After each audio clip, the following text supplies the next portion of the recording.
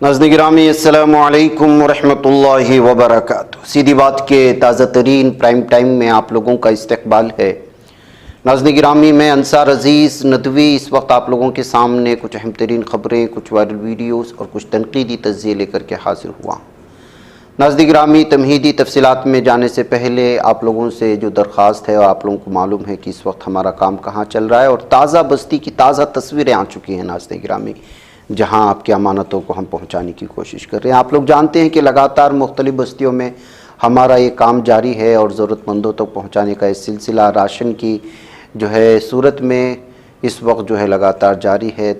अलग अलग तरह से तस्वीरें आती हैं जो हम आपके सामने रखते हैं। आपके लिए दुआएं भी बहुत होती हैं इन इदारों में, और ज़रूरतमंद बस्तियाँ देख करके, छानबीन करके आपकी जो इस वक्त इमदाद आ रही है पहुँचाने का इस सिलसिला जारी है। आप इसमें मज़ीद ताउन करें, जो लोग हिस्सा नहीं ले उसमें हिस्सा लें, और आपके लिए दुआएं भी हुई हैं, आप इन दुआओं में ख़ुद को जो है शामिल करें और आमीन करें। फिर उसके बाद फिर मैं दूसरी ख़बरों की जानिब बढ़ता हूँ। रब्बना ज़लमना अनफुसना व इन लम तग़फिर लना व तरहमना लनकूनन्ना मिनल ख़ासिरीन या अहदस समद अल्लज़ी लम यलिद व लम यूलद व लम यकुल लहू कुफुवन अहद। इलाहुल आलमीन, हम सब के तमाम सगीरा कबीरा गुनाहों को माफ़ फरमा। या अल्लाह, पूरी उम्मत मुस्लिमा के रोज़ों को, नमाज़ों को और तरावी को कबूल फरमा। सब के सदक़ात, खैरात और इमदाद को और ज़कात को अपनी बारगाह के अंदर कबूल फरमा। खुसूसन इस वक्त जो यहाँ पर सीधी बात फाउंडेशन की तरफ से जम्मू कश्मीर के पहाड़ी इलाकों में रहने वाले यतीमों, गरीबों और बेवाओं के लिए राशन पहुंचा है, या अल्लाह इसको अपनी बारगाह के अंदर कबूल फरमा। या अल्लाह, जिन जिन लोगों ने इसके लिए कोशिशें की हैं, मेहनतें की हैं, या अल्लाह सबको कबूल फरमा। खुसूसन जिन लोगों ने इसमें अपना माल खर्च किया है, ताउन किया है इसके लिए, या अल्लाह उनके कारोबार में, रोज़ी रिज़्क़ में बरकत नसीब फरमा। या अल्लाह, हर किस्म की परेशानियों से, मुसीबतों से उनकी हिफाजत फरमा, बीमारियों से उनकी हिफाजत फरमा, तमाम ज़मीनी आसमानी बलाओं से, शुरूर व फितन से उनकी हिफाजत फरमा। पूरे मुल्क के अंदर अमन और सुकून वाला माहौल अता फ़रमा।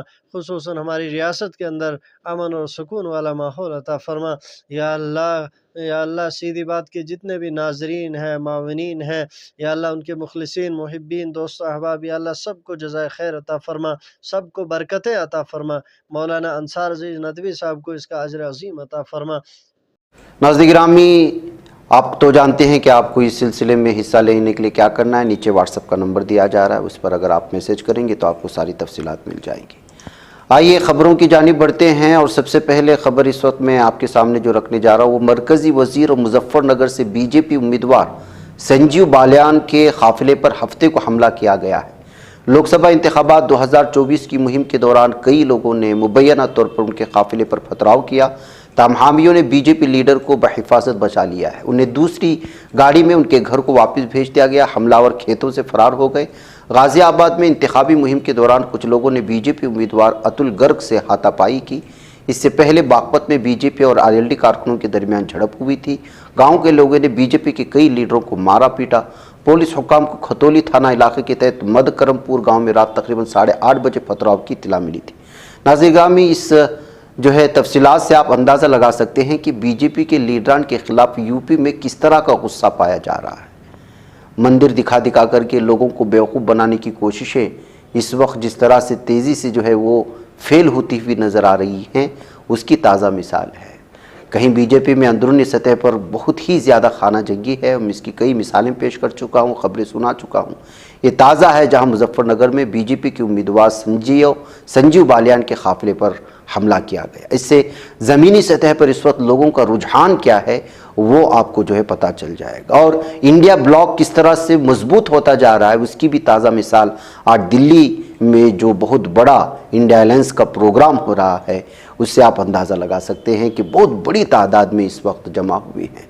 और ये सारे मनाजिर देखने के बाद आप अंदाज़ा लगा सकते हैं कि शायद इंडिया पूरी तरह से जो है इस वक्त जो 400 पार का दावा कर रही है बीजेपी, शायद वो 200 पार भी नहीं कर पाएगी, क्योंकि इस वक्त जो ज़मीनी सतह पर लोगों का रुझान देखा जा रहा है और मुत्तहिदा प्लेटफार्म जो अपोजिशन पार्टियों का है उसमें जिस तरह से लोग जोक दर जोक जुड़ते चले जा रहे हैं, उनके प्रोग्रामों में भीड़ जिस तरह से जमा हो रही है, उससे साफ और वाज़ेह तौर पर भारत में इस वक्त पैगाम जा रहा है कि जो है इंडिया इत्तेहाद ही अगले आम इंतखाबात में जीत दर्ज करने वाला है। आज दिल्ली में जो मुख्तलिफ लीडरान ने गुफ्तगू की है और किस तरह से बीजेपी पर बरसे हैं और बीजेपी किस तरह से ईडी का, मरकजी एजेंसियों का इस्तेमाल करते हुए अपोजिशन लीडरों को खोखला करने की कोशिश कर रही है और 2024 के आम इंतखाबात को जीतने के लिए वो क्या कुछ कर सकती है और क्या कुछ कर रही है और सारी जमहूरी पायदान को ख़त्म करने की जो कोशिश हो रही है, उस बात का भी यहाँ इजहार किया गया। कुछ वीडियोस हमने भी लाए हैं, देखे कि मुख्तलिफ इसमें अरविंद केजरीवाल की बीवी सुनीता भी हैं और इसके अलावा जो झारखंड के सीएम थे सुरेन, उनकी बीवी भी शामिल हैं और बिहार के तेजस्वी यादव हों या दीगर बहुत सारे लीडरान ने इस वक्त गुफ्तगू करने की कोशिश की है और ममता बनर्जी की जो इस वक्त नुमाइंदा बनकर के शरीक हुई थी वो भी इस वक्त ये कर रही हैं और इसके अलावा फारूक अब्दुल्ला ने भी गुफ्तगू की है, शिवसेना की उद्धव ठाकरे ने भी गुफ्तगू की है, बहुत सारे लीडर, लेकिन कुछ झलकियाँ हम आपके सामने लाए हैं। आप इसको सुने, मैं अगली खबरों की जानिब बढ़ता हूँ। और तभी वो सब नेता जो आज बंद कर दिए गए हैं, केजरीवाल जी और सोरेन जी और दूसरे संजय, इन सब में निकलेंगे जब आप इस आइन को पकड़ेंगे और जब इलेक्शन का टाइम आएगा, आपको वोट देना होगा, आप उस बटन को दबाइएगा जो इस हुकूमत को हराएगा और आपकी हुकूमत लाएगा। बहुत लोगों ने बात की है, वक्त कम है, मैं सिर्फ ये कहूँगा, हम सब ने इकट्ठे होके, वो हिंदू हो, मुसलमान हो, सिख हो, ईसाई हो, तमिलनाडु से, आसाम से हो, बंगाल से हो, कहीं से भी हो, हमें सब इकट्ठे चलना है। मुझे बहुत खुशी हुई जब महबूबा जी यहाँ तशरीफ लाई और उन्होंने साफ कहा, इंडिया गठबंधन को हमने मजबूत करना है, उसमें हम सब आपके साथ हैं, रहेंगे जब तक जिंदगी है और दम है। हम लोग इस गठबंधन को छोड़ने वाले नहीं हैं। बहुत बहुत शुक्रिया। मैं सिर्फ आपसे निवेदन करूंगा, मेरे साथ 3 दफा हाथ उठा के जय हिंद कहिए, मैं भी देखूं आपका जज्बा कितना है। जय हिंद। अरे ये तो हाथ ही नहीं उठा रहे हो, क्या हो गया? जय हिंद, जय हिंद। मंच पे उपस्थित सभी मान्यवर नेतागण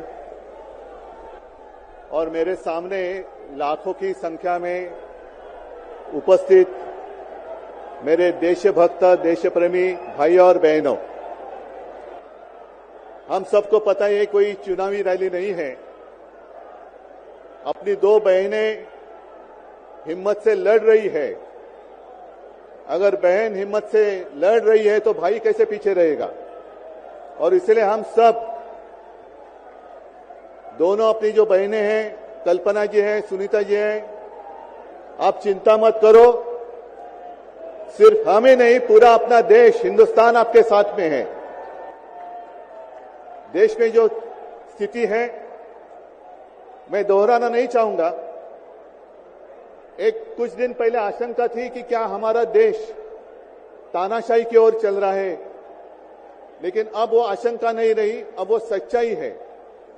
अगर बीजेपी सरकार को ऐसे लग रहा होगा कि अरविंद जी को अरेस्ट किया, हेमंत जी को अरेस्ट किया तो लोग डर जाएंगे, लेकिन उनको आज तक पता नहीं, उन्होंने अपने देशवासियों को कभी पहचाना नहीं। मेरे भारत का हर कोई डरने वाला नहीं, लड़ने वाला है।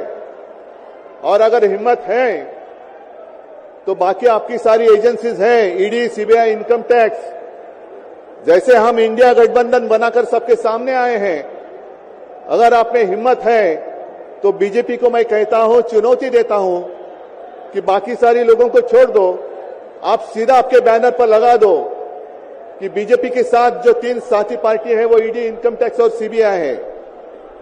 लेकिन अब समय आया है, कितने दिन तक हम उनकी आलोचना करते रहेंगे? अब तो उनका सपना ऐसा है कि 400 पार।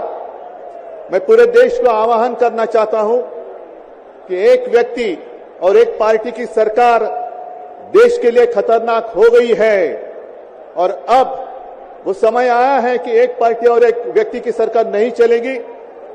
पूरे देश को मैं आह्वान करता हूं कि हम सबको अब चाहिए, मजबूत देश चाहिए और मिलीजुली सरकार हमें लानी ही होगी।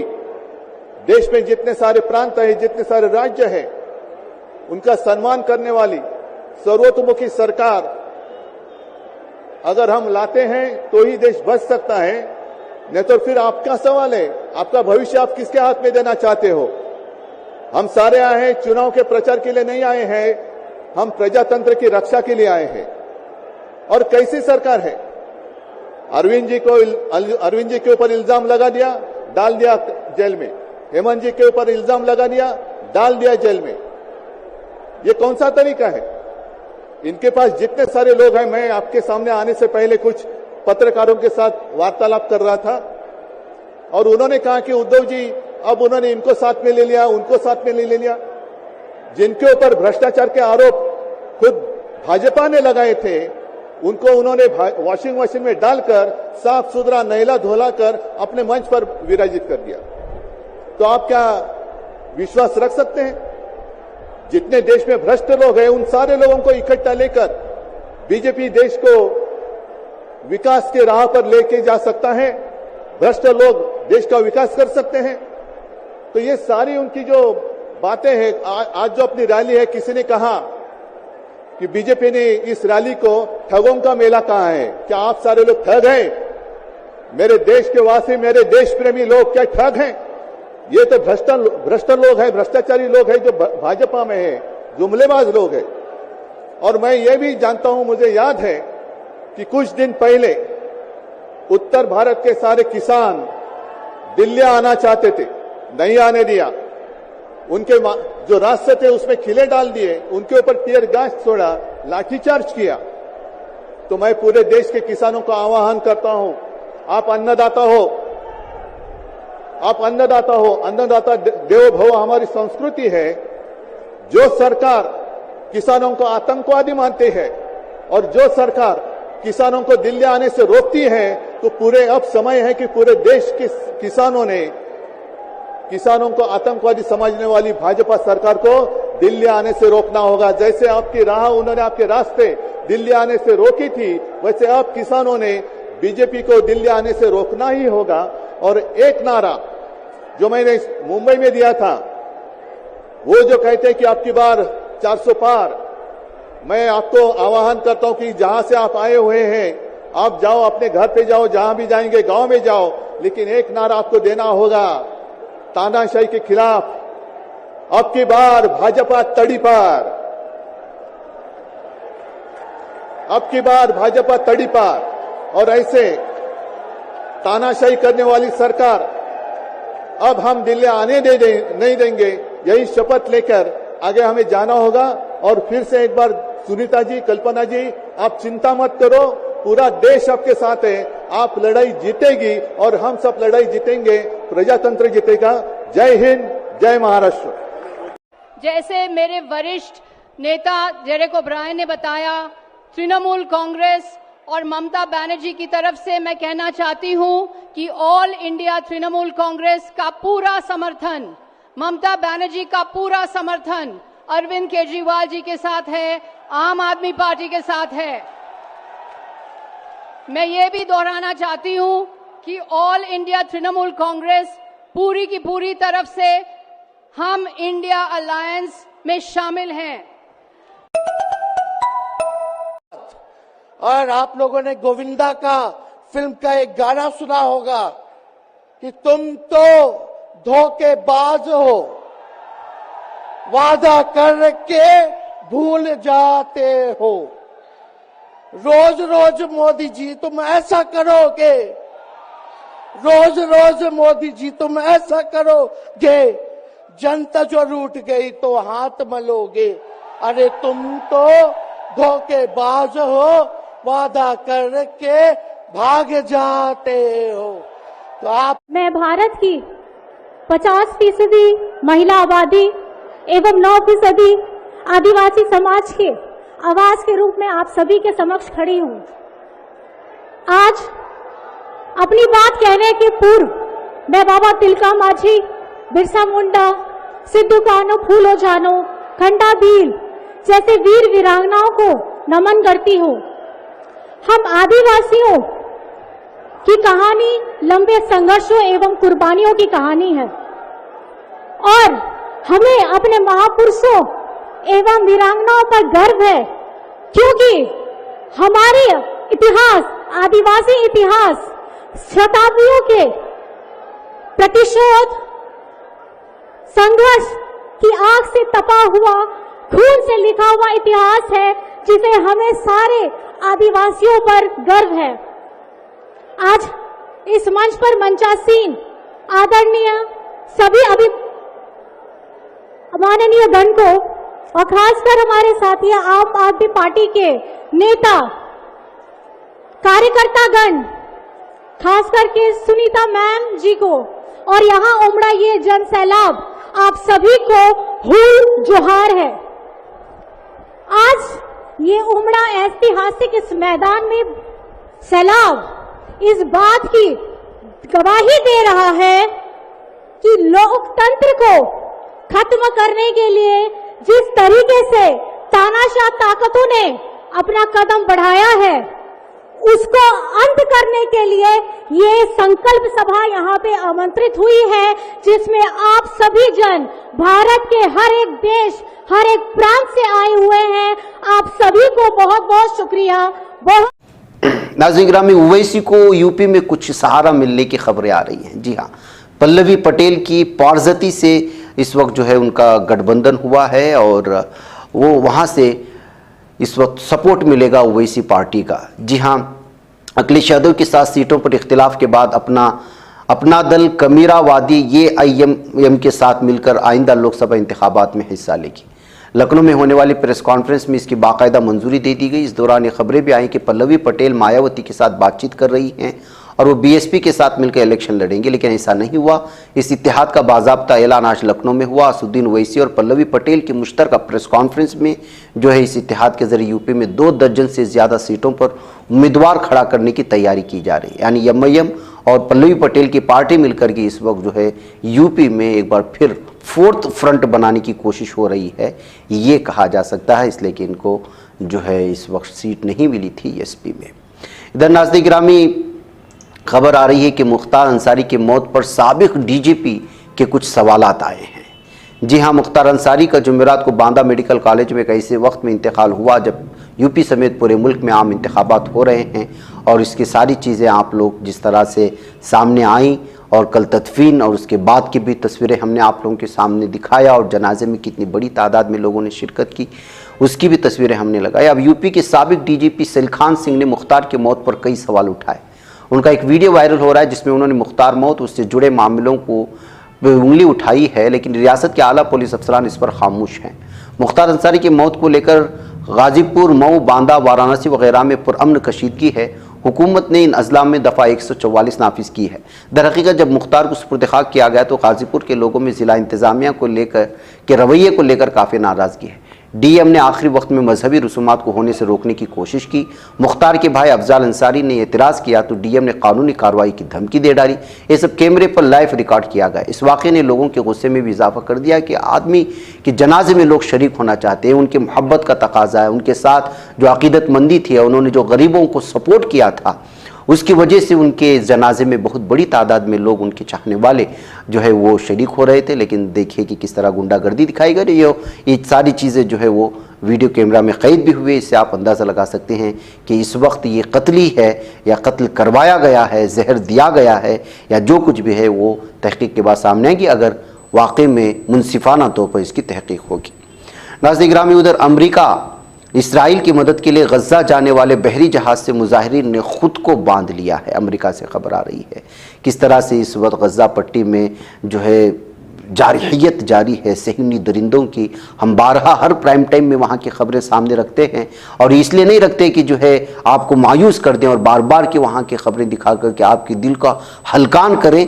असल में हकीकत को और जालिम को जालिम कहना और मजलूम को मजलूम बोलना यह हमारी सहाफ़त की असल जिम्मेदारी होती है। और इसके अलावा भी पूरी दुनिया देखते रहे जालिम दहशतगर्द सहनी दरिंदे, इंसानियत के जो है आदमखोर ये दरिंदे कि किस तरह से इस वक्त पूरी दुनिया के सामने इंसानियत का कत्लेआम कर रहे हैं और पूरी दुनिया इसका तमाशा देख रही है। अमेरिका के शहर सैन फ्रांसिस्को में फ़िलिस्तीन की हिमायत में मुनफरिद एहतजाज किया गया। अरब मीडिया के मुताबिक इस दौरान मुजाहिरीन ने खुद को अमरीकी बहरिया के जहाज़ की सीढ़ी से बांध लिया। मदद फराहम करने के लिए गज़ा जा रहा था। रिपोर्ट्स के मुताबिक एहतजाज करने वाली 10 ख़वातीन और 4 मर्दों को हिरासत में ले लिया गया है। इधर गज़ा जंगबंदी के लिए काहिरा में मुज़ाकरात आज दोबारा शुरू होंगे। मिस्री मीडिया के मुताबिक मुज़ाकरात में अब तक काबिल अमल मुआहिदा नहीं हो सका। मिस्र, कतर और अमेरिका ने मुज़ाकरात के पीछे दौर में सालिसी की कोशिशें की थी। इस्राएली वज़ीर आज़म बिन्यामिन नेतन्याहू ने दोहा और काहिरा में जंगबंदी मुज़ाकरात के नए दौर के लिए ग्रीन सिग्नल दिया था। इधर नाज़रीन गिरामी, खबर गज़ा पट्टी से ये भी आ रही है कि इस्राएली बर्बरियत जो बंद नहीं हुई वो मज़ीद 82 फ़िलिस्तीनियों को शहीद कर दिए हैं और 100 से ज़ायद ज़ख्मी हुए हैं। गुज़श्ता 24 घंटों के दौरान की अगर सारे कत्लेआम को देखा जाए और उसमें जो गुज़श्ता 24 घंटों के अंदर ये जालिम दहशतगर्द दरिंदों ने, इन जहन्नमी खिंजीरों कुत्तों ने कई ख़ानदानों के ख़िलाफ़ 8 कत्लेआम किए हैं, जिसमें 82 शहीद हुए, 98 ज़ख्मियों के अस्पतालों में लाया गया। इनमें से बेशतर की हालत इंतहाई नाजुक बताई जा रही है। तो इस तरह से नाज़रीन गिरामी 32,705 इस वक्त जो है शहदा की तादाद पहुँच गई है। ऑफिशियली तौर पर ज़ख्मियों की तादाद 75,190 बताई जा रही है, लेकिन हकीकत में ये तादाद कई गुना ज़्यादा है। इसी दरमियान नाज़रीन गिरामी, गज़ा में इमदाद के हुसूल के लिए जमा फ़िलिस्तीनियों पर भी फायरिंग कर दिया है इस जालिम दहशतगर्द सहूनी दरिंदों ने, इन जहन्नमी कुत्तों ने, जिसमें 17 अफराद के शहीद होने की खबरें आ रही हैं। नाज़रीन गिरामी, 17 अफराद, 1.5 से 80 असरा, 100 अफराद शहीद होने की ऐसी खबरें हैं कि कुछ हो ही नहीं रहा है। अंदाज़ा लगाएं तादाद के सिलसिले में कि हर दिन ये खूनी होली चल रही है और दुनिया खामोश खड़ी देख रही है। नाज़रीन गिरामी, चलते चलते खबर आ जाती है बरतानिया से कि बरतानिया की फ़ौज में दाढ़ी रखने पर पाबंदी आई थी, लेकिन अब ये पाबंदी ख़त्म कर दी है। पिछले 100 सालों से एक उसूल था कि फ़ौजी दाढ़ी नहीं रख सकते, लेकिन अब ये उसूल ख़त्म कर दिया गया है और आज़ादाना तौर पर वो दाढ़ी बढ़ा सकते हैं, लेकिन उसकी एक शर्त यह है कि वो इसको फ्रेंच कट या इस तरह की कोई डिज़ाइनिंग वाली दाढ़ी नहीं रखेंगे। उनको रखना है तो पूरी दाढ़ी रखनी होगी। इस तरह 100 सालों से जो इस वक्त जो है यहाँ की फ़ौजियों में दाढ़ी रखने पर जो पाबंदी आई थी, उसको ख़त्म करने के बाद यहाँ के फ़ौजियों में इस बात को लेकर के अलग अलग तरह के तबसरे देखने और पढ़ने को मिल रहे। बताया जा रहा है कि अभी सिर्फ एक ही चीज़ बाकी है, ये मंजूरी मिलनी बाकी है, और वो ये है कि किंग चार्ल्स इसको मंजूरी देंगे, क्योंकि जो बरतानी फ़ौज के कमांडर इन चीफ हैं, इनकी इजाज़त मिलने के बाद ही अब ये कानून में तब्दीलियाँ हो सकती हैं। वह नाज़रीन गिरामी, मुझे इजाज़त दें, फिर आपसे मुलाकात होगी। अस्सलाम वालेकुम रहमतुल्लाहि व बरकातहू। बच पाता है कोई सहाफ़ी की निगाहों से, मिलाता है ये लोगों को मोहब्बत की पनाहों से। करम और दर्द मंदी का है एक संसार सीधी बात, अज़ीमत जुर्अतो हिम्मत का है इज़हार सीधी बात, अज़ीमत जुर्अतो हिम्मत का है इज़हार सीधी बात। ये चैनल हक निगर बनकर कुचल देता है फितनों को।